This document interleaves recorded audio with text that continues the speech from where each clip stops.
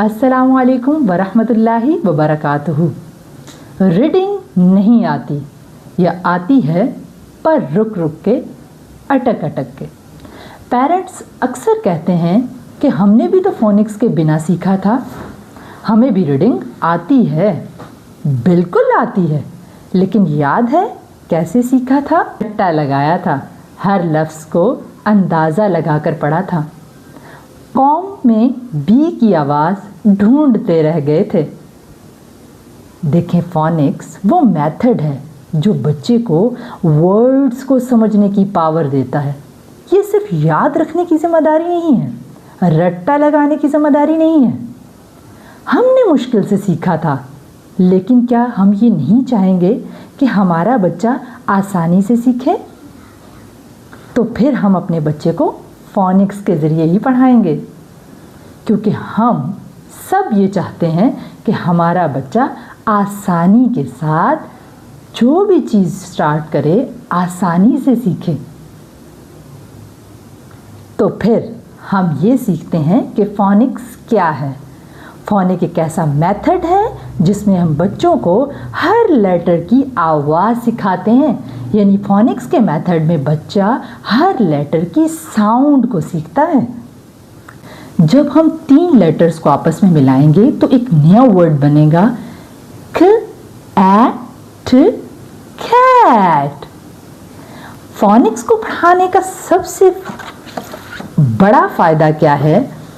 इसके ज़रिए से बच्चों की रीडिंग और स्पेलिंग दोनों इम्प्रूव होते हैं।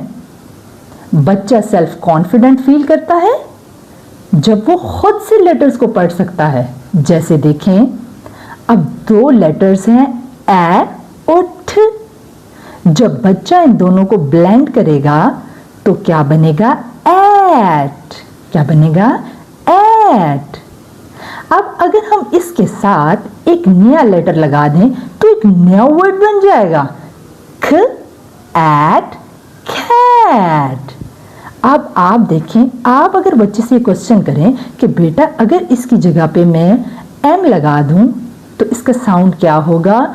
बच्चा बोलेगा, अगर उसने साउंड्स के ज़रिए लेटर्स को पढ़ा है तो वो इसके साउंड्स को प्रोनाउंस करेगा, बोलेगा एट मैट। इसी तरह अगर आप बच्चे से बोलेंगे कि एम की जगह पे अगर मैं एस लगा दूं तो आप लगा दूं तो आप इस नए वर्ड को पढ़ें। बच्चा पढ़ सकेगा क्योंकि वो लेटर के साउंड को समझता है। एट सैट, ह एट हैट। इस तरह से करके बच्चा नए वर्ड्स खुद से बना सकेगा। जब बच्चा न्यू वर्ड्स खुद बनाता है, लेटर्स को मिला के उनको ब्लेंड करता है, तो उसके अंदर नेचुरली कॉन्फिडेंस इम्प्रूव होता है।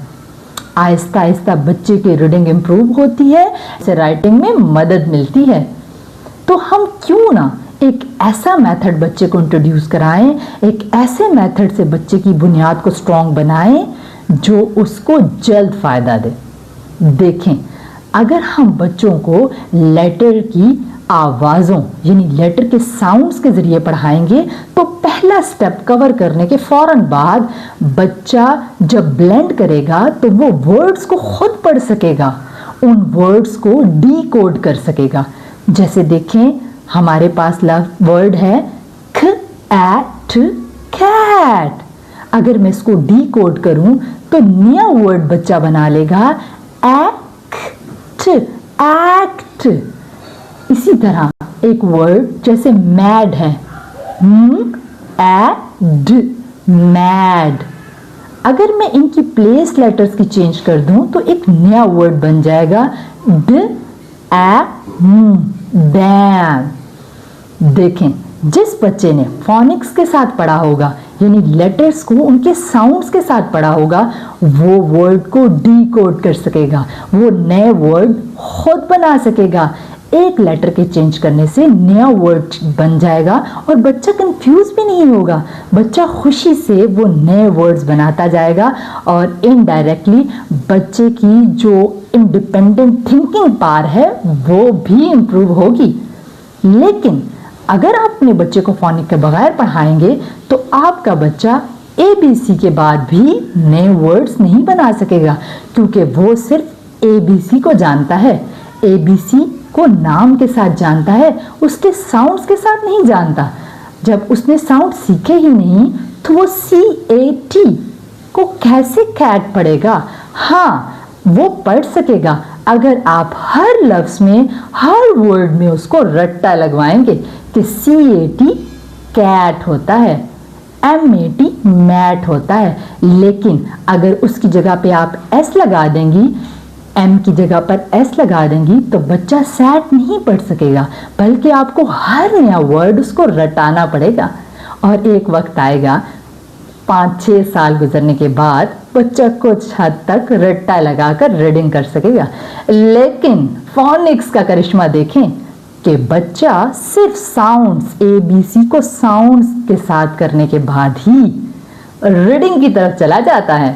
तो अब फैसला आपका है कि रीडिंग फोनिक्स के जरिए बहुत इंप्रूव होती है। हमने फोनिक्स के जरिए बच्चों को लेटर को इंट्रोड्यूस कराना है या लेटर्स के नाम ही सिर्फ इंट्रोड्यूस कराने हैं।